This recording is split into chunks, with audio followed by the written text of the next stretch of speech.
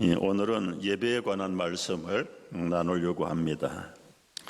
우리 한국 교회만큼 예배하는 일에 열심을 가진 나라의 성도들은 없습니다. 저희 교회를 기준으로 1년에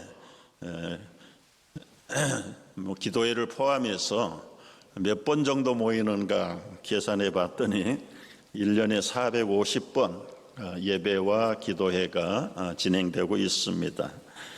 대단한 교회입니다. 우리 모국에 있는 교회들은 650번을 모이더라고요.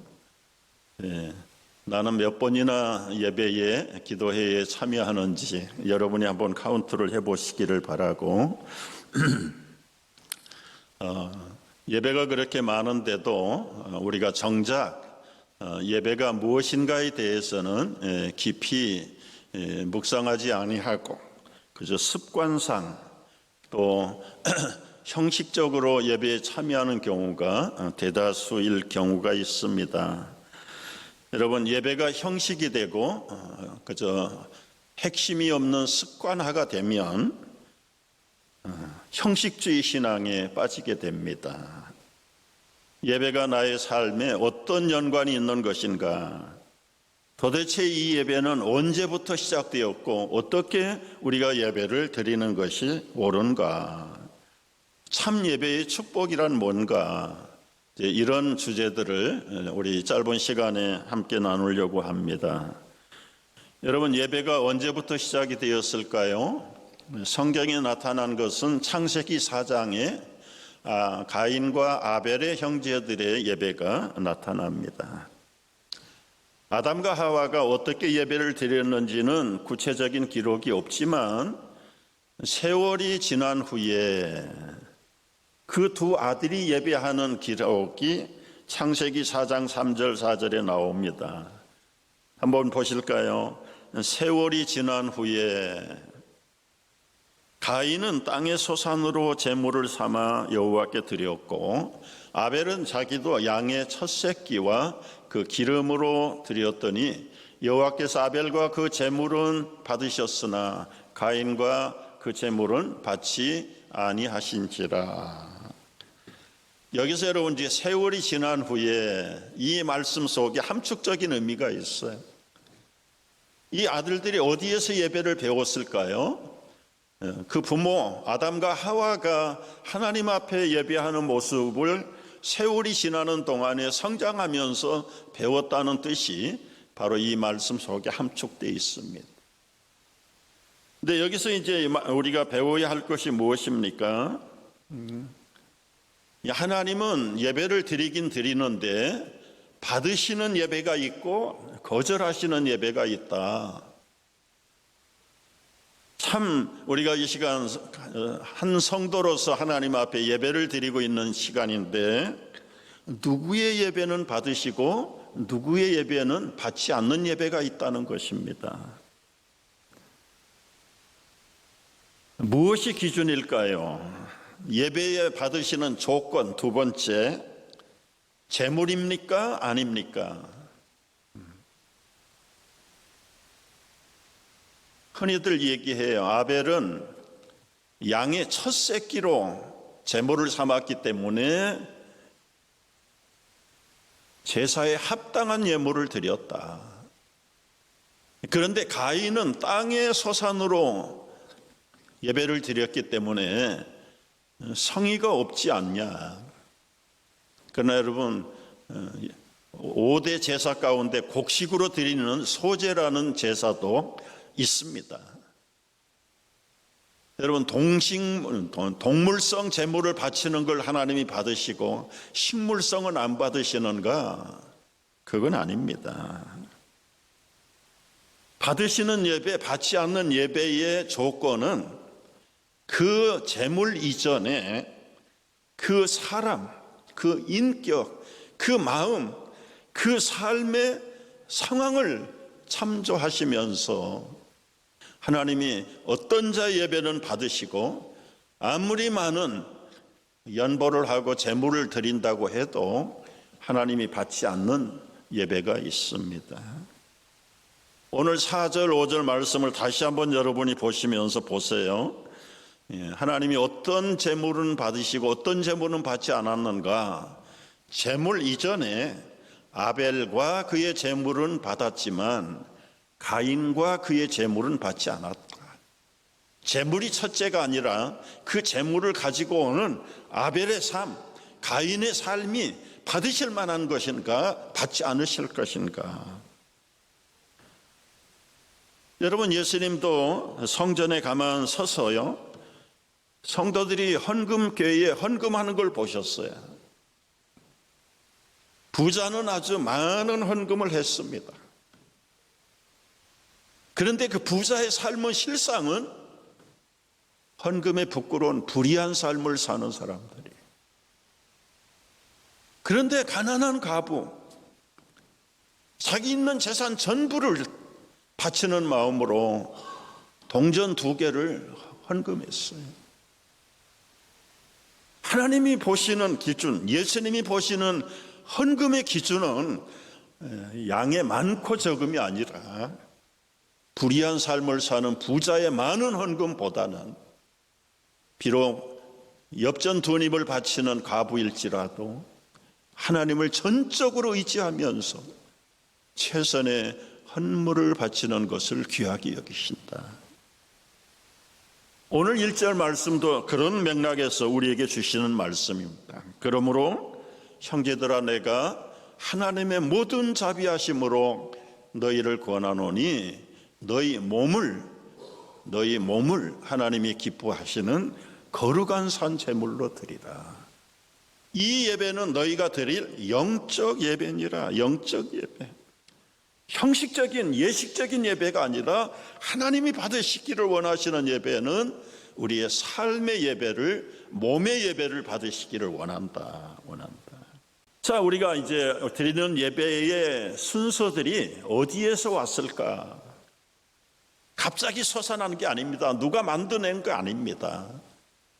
구약 성경에서부터 계속해서 이어오던 구약에는 제사지요. 제사의 그 순서들이 신약시대에 와서 예배로 바뀌면서 2000년 동안 우리에게 오늘 여기에 기록된 예배 순서를 대충 만들어 주신 것입니다. 구약시대는 제사함을 받기 위해서는 어떻게 했습니까? 제물, 짐승을 잡아서 하나님 앞에 불에 태워드리는 것으로 구약의 백성들은 제사함을 받았습니다. 여러분, 이제 구약의 제사함, 예배하는 제사를 순서를 보면은 내가 이제 죄를 지었습니다. 내 죄를 용서받기 위해서는 하나님 앞에 제사를 드려야 되는데 제물이 필요해요. 제물. 제사함 받기 위해서는 반드시 필요한 제물은 짐승이죠. 짐승. 그래서 소나 양이나 염소나 비둘기나 그 제물을 끌고 성전으로 갑니다. 성전에 가면 성전에 들어가지 못해요. 바깥 뜰에서 내 죄를 그 양의 머리에다가 손을 얹고 고백을 해요. 하나님, 내 죄가 너무 많습니다. 이런저런 죄를 이제 이 양의 머리에 다 덮어 씌웁니다. 내 죄를 용서해 주시고, 이 전가라고 그러죠. 전가. 내 죄를 양에게 다 옮기는 거예요. 그 다음에 이 대속의 양을 칼로 죽여야 돼요. 죽여야 돼요. 자, 여기서 이제 한번 퀴즈를 내보겠습니다. 양을 죽이고 피를 받고 가죽을 벗기고 그리고 살점을 뜯어내고 내장을 끌어내는 것은 누가 해야 합니까? 누가 해야 됩니까? 제사장이 합니까? 레위 사람이 합니까? 제물을 가져온 사람이 합니까? 여러분, 우리는 얼핏 생각하기에 그거 다 레위 사람들, 제사장들이 하는 거지, 죄인은 그저 짐승만 끌어다 주면 된다. 그거 아니에요. 레위기서 1장을 보면은 그 죄를 용서받기를 원하는 백성이 그 죄를 끌고 와요. 그리고 머리에다가 자기 죄를 다 덮어 씌우고 칼을 꺼내서 자기가 목을 따야 됩니다. 그리고는 그 피를 받아야, 그 받은 피를 제사장에게 넘겨준 겁니다. 그리고 나서 가죽을 벗기고 내장을 꺼내고 살을 떠서 그 준비된 제물을 제사장들에게, 레위 사람들에게 맡기면 이제 그들이 번제단에 들고 올라가서 불에다 태워서 제사를 드리고, 그 피는 제사장이 성전에 들어가서 법궤 위에다가 쏟는 겁니다. 여러분, 오늘 신약 백성들이 죄를 지을 때마다 양을 끌고 가서 여러분이 칼을 꺼내 가지고 양의 목을 딴다. 죄를 덜 지을까요? 많이 지을까요? 오늘날도 그렇게 하면 아야, 닭 모가지 하나도 끊는 것도 심장이 벌렁벌렁 거리는데 양의 목을 딴다? 아마 그것 때문이라도 죄를 덜 짓게 되지 않을까. 근데 신약의 백성들은 어떻게 제사함을 받습니까? 이런 절차가 다 생략됐어요. 우리의 죄를 대신해서 십자가에서 죽으신 예수님, 그리고 부활하신 예수님을 마음으로 믿기만 하면 구원을 받는다. 그러니까 죄사함 받고 용서받는 것도 쉽지만 너무너무 쉽기 때문에 돌아서면 또 죄 지어야 돼. 여러분, 내 손에 생명을 끊고 피를 묻힌다, 가죽을 벗기고 몸을 자른다, 생각해 보십시오. 얼마나 심각한 이야기입니까? 오히려 예수 그리스도가 나 대신에 십자가에 못 박히고, 내가 잘못할 때마다 내가 예수님을 십자가에 못 박는다. 그렇다고 생각하면 양 잡는 것보다 어떻게 하나님의 독생자를 내 손으로 십자가에 못 박을 수 있는가? 내가 그 자리에 못 박혀야 되는데. 여러분, 예수 그리스도의 대속의 은혜가 쉬운 게 아니라 더 심각한 것이고 우리에게 더 영적인 도전을 주는 것이에요. 우리는 너무 습관화되어서 너무 형식적으로 예수님의 십자가만 생각하고 내 죄를 용서받는다. 아니요.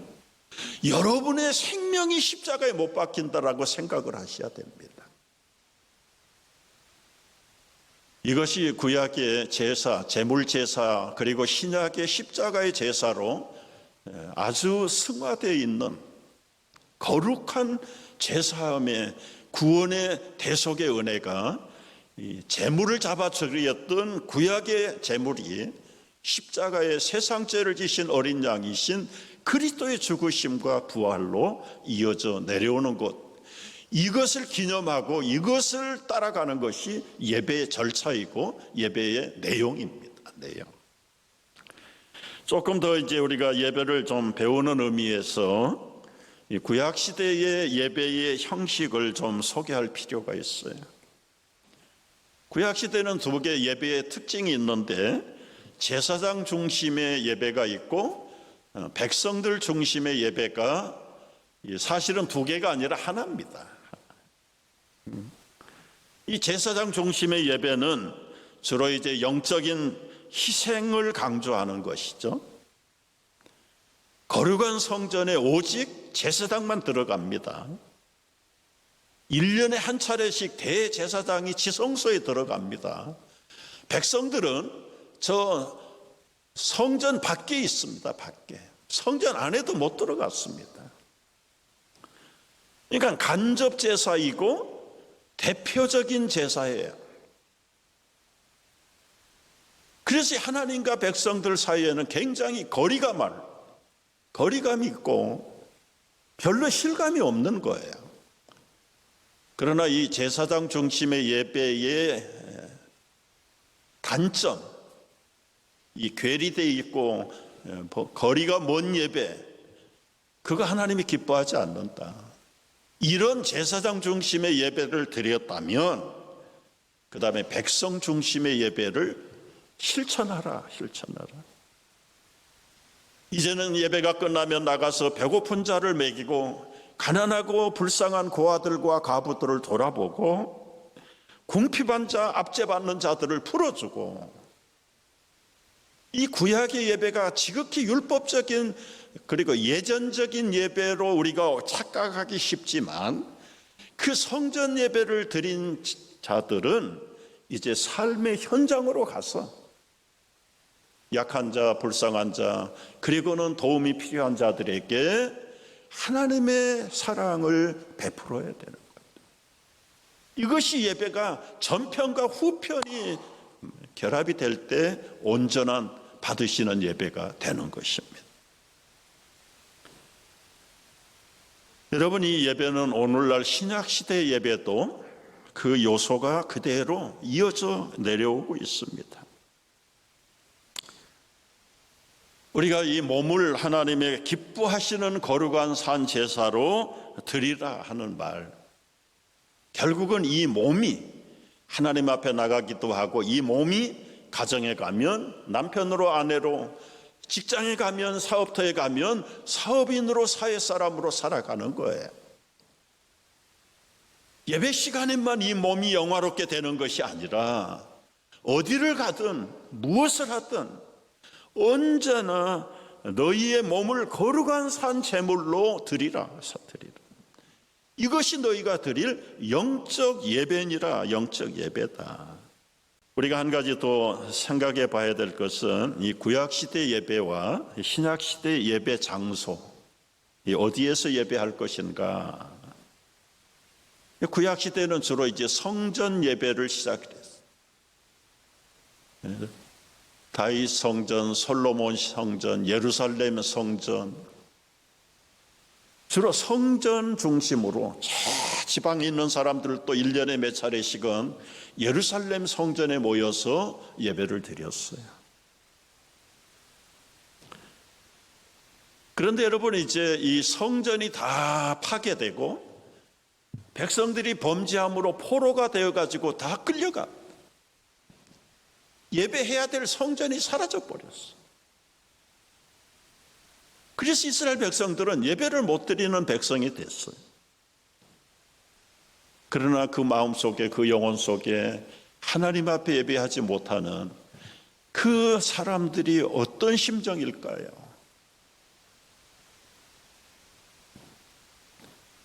그래서 흩어졌던 유대인들이 이제 성전 대신에 대용품으로 만든 게 시나고그입니다. 회당입니다. 회당. 지금도 세계에 흩어져 있는 주이시들이 동네마다 시나고그를 만들었어요. 유대인들 10가정만 모이면 회당을 지어야 된다는 법칙이 있어요. 성전은 사라졌지만 성전 대용품으로 회당 예배를 시작하게 된 겁니다. 그런데 이제 회당에 모여서 예배하는 내용을 보면, 순서를 보면 쉐마 이스라엘아 하나님의 말씀을 들으라. 그리고 율법에 나타난 하나님의 명령과 그리고는 가르침을 선포하는 거예요. 낭독하는 거예요. 그리고 우리가 이 말씀대로 살 수 있도록 축복해 주시옵소서. 그리고 이제 테필라라고 하는 기도서로, 기도문을 계속 읽었대. 기도. 그리고 나서 이제 토라, 주로 이제 모세 오경이다. 그리고 선지자들의 예언서를 읽고 어려운 내용들을 라바이들이 좀 설명해 주는 게 설교예요. 이 회당 예배가 이렇게 진행되다가 결국은 예수님이 오셔서 이제 십자가에서 죽으시고 부활하신 이후에 예수를 믿고 예배하고 찬양하는 기독교인들이 발생이 됐죠. 그래서 오늘날 초대교회 성도들이 회당의 예배 순서를 거의 비슷하게 예배 순서에 적용을 한 것이 오늘 우리 예배 순서의 출발입니다. 출발. 어느 기독교의 대표자들이 모여가지고 오늘날 예배 순서를 만드는 게 아니다. 그걸 우리가 먼저 알아야 되죠.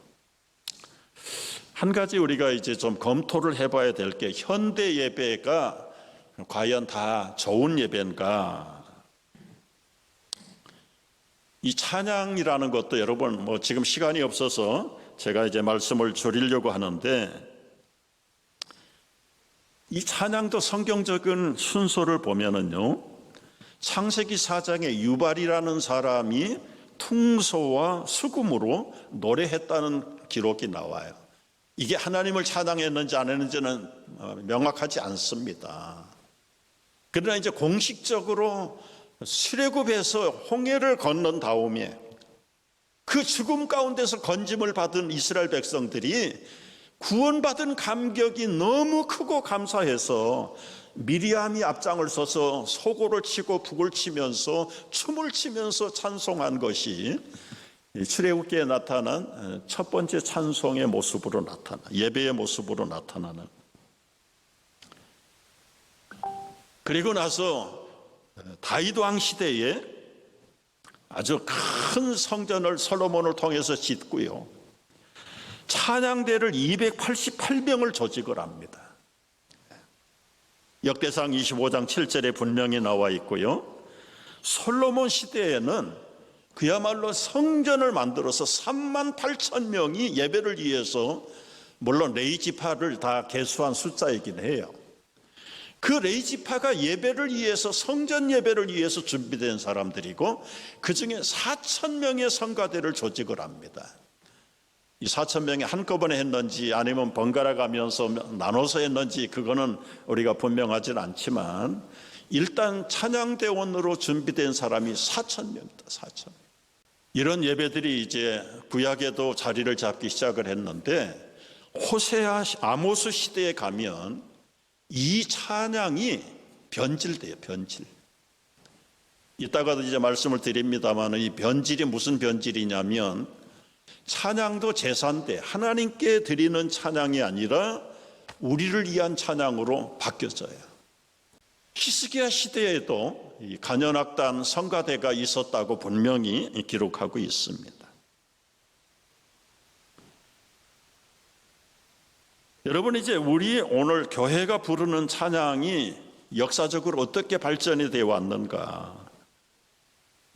이런 성전과 회당을 거쳐서 로마 시대에 로마가 기독교를 받아들인 이후에 로마의 찬양 문화, 노래 문화와 이 회당의 문화가 접목을 합니다. 접목을 해요. 그래서 로마 시대는 주로 이제 시편 찬양을 많이 불렀습니다. 악기가 따로 없고요. 우리 한국적으로 설명을 하면은 우리 창이라는 게 있잖아요. 가락. 특별히 무슨 악기의 반주가 없어도 목소리로 그 가사를 전달하는 그 시편 찬양이 별로 반주 없이 로마 시대 때에, 궁극적으로는 성경 말씀을 리듬으로 표현한 것이 로마 시대 교회가 책했던 찬양의 흐름이었습니다.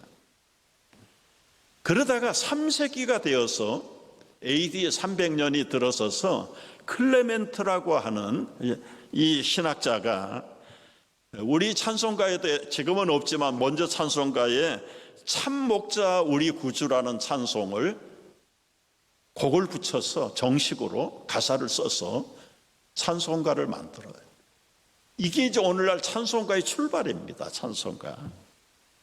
그리고 4세기에 와서는 그레고리 성가가 등장을 하고요. 이게 7, 8세기까지 영국 교회, 독일 교회, 불란서 교회로 이게 전달이 됐다. 여러분, 그레고리 찬양은 주로 이제 로마 캐토릭에 부르는 찬송, 굉장히 엄숙하고 뭐 하늘에서 울리는 천사들의 소리 같은 그런 찬양이에요. 우리 개혁교회가 부르는 뭐 박수치고 뭐 그런 찬송하고는 조금 격조가 다른 그 그레고리 찬양, 굉장히 영성이 깊은 찬양들이, 이런 찬양들이 몇백 년 지속되다가 14세기에 획기적인 찬양이 나와요. 신예술이라고 하는 장르가 등장을 하면서 하나님을 향한 찬양이 전통적인 찬양이었는데 우리들의 사람들의 쾌락을 호소하는 그런 장르의 오늘날 말하면 대중가요 스타일. 그리고 나서 15세기에 종교개혁이 일어납니다. 종교개혁이 일어나면서 루터는 하나님 중심적인 찬양을 만들어요. 대표적인 게 내주는 강한 성이요 방패와 병기가 되시니, 그 마틴 루터가 지은 찬송이 있잖아요. 개혁자 칼빈도 시편을 중심으로 시편 찬송을 만들었어요. 그런 이후에 한 200년 이런 찬송이 불리어지다가 17세기, 18세기가 돼서 바흐가 나타나고 핸델이 나타나서 이 오라토리오, 이 칸타타 이런 장르의 교회 음악이 일어나기 시작하고, 그리고는 이제 18세기에 대해서 찰스 웨슬리 형제들이 주로 이제 구원의 체험과 간증과 그리고는 복음 찬송을 힘차게 부르면서 우리 찬송가에 웨슬리 찬송들이 많이 들어가 있습니다. 많이 들어가 있어요. 18세기에 만들어진 찬송가, 여러분 우리 찬송가는 지금 이렇게 약했죠. 미국 찬송가는 이렇게 두껍습니다. 엄청난 곡들이 여기 들어가 있어. 그런데 사람들이 이 습관 그리고는 이 형식 여기에 실려져 있는 찬송들은 작사자든 작곡자든 말씀을 묵상하다가 기도하다가 특별히 나타나신 하나님의 성령의 감동을 받아가지고 작곡을 하고 가사를 쓰고 그런 것들이잖아요. 그래서 시간이 100년이 지나도 심지어 1000년이 지나도 우리가 그 찬송을 부르면 영적인 감동과 살아계신 1000년 전에 계시는 하나님 오늘 우리에게 생생하게 증거되어지는 아주 영감이 깊은 그런 찬송들만을 전통적인 교단에서는 지금도 간직을 하고 보급을 하는데, 포스트 모더니즘 시대가 들어오면서 이 젊은 세대들이 일어나면서부터 전통을 무시하고 그리고는 옛날의 가치는 시대에 뒤떨어진 것이라고 생각을 하면서 점점 시큰둥하고 안 부르는 것, 안 불러요. 그러다가 소위 말하는 경배 찬양이라는 게 나온 거예요. 경배 찬양. 여러분, 이 경배 찬양은 빈야드 처치라는 존 임버라는 사람이 시작한 거예요. 존 임버는 라스베가스에서 이 음식점에서 이 음악에 뛰어난 사람. 이 사람이 복음을 받고 기독교로 들어왔는데 처음 나간 교회가 퀘이커 교도를 나간 거예요. 퀘이커는 그 말 그대로 떨림, 진동. 그래서 이 성령의 나타나심이 기도하다가 떨림을 받고 땅이 흔들리고 그러면서 방언을 하고 극단적인 신비주의가 이 퀘이커 교도인데 이분이 그걸 그런데 이제 다들 퀘이커 교도는 전통적인 교단에서는 이단시하고 그러니까 잘못됐구나. 내가 독립을 하자. 그래서 나가가지고 자기 음악적인 재능을 가지고 찬송가를 만들어요. 키보드에다가 기타에다가 드럼에다가 얼마나 신나는 음악들을 만드는지 삽시간에 미국의 젊은 그리스도인들을 불을 질렀다. 거기다가 무대 장치를 하고 사이키 조명을 넣고 비트를 크게 올려가지고 마치 이게 광란의 하나의 스테이지를 만들어 버린 거예요. 그것을 하영조 목사님이 온누리 교회에다가 그대로 가지고 와서 수입을 했습니다. 한국의 젊은이들이 환장을 하고 15,000명이 모였더라고요. 막 깃발을 흔들고 사이키 조명을 하고, 그래서 이 예배가 완전히 쇼 무대가 돼버릴까, 쇼 무대가. 너무 사람들이 많이 몰려드니까 다른 교회들도 그대로 이제 카피를 해요. 여러분, 오늘날은 그런 예배를 드리지 않는 교회는 시대에 뒤떨어진 교회고 부흥이 안 되는 교회, 교인들조차도 예배를 드리는 게 아니라 오늘 무슨 퍼포먼스를 하나 감상하듯이 관객의 입장에서, 여러분, 이 예배가 미국 교회에서 지금 50년을 했어요. 열매가 없어요. 소위 말하는 가스불송이라는 것은 우리 인간의 감성을 건드려요. 그런데 은혜를 받아야 될 부분은 우리 영혼의 은혜를 받아야 되는데, 사람의 느낌, 감성, 감정, 그것만 건드려 놓고는 복음이 움직이고 우리의 영혼을 변화시키는 그런 게 없는 거예요. 그래서 미국 교회가 지금 경배와 찬송을 다시 복고로 들어갑니다. 이 찬송으로 돌아가는 거예요. 저는 이것을 심각하게 벌써 오래전에 알았어요. 그래서 우리 EM에다가 이 찬송가를 구입하도록 했는데, 우리 그걸 제대로 리드할 만한 인도자가 없어가지고 거의 한 곡 정도밖에 안 부를 겁니다. 나머지는 영상에 뜨는 컨템포러리 찬송을 부르는 거예요. 여러분 한번 생각을 해보십시오. 30년 전에 수많은 컨템포러리 찬송들이 왔다 갔어요.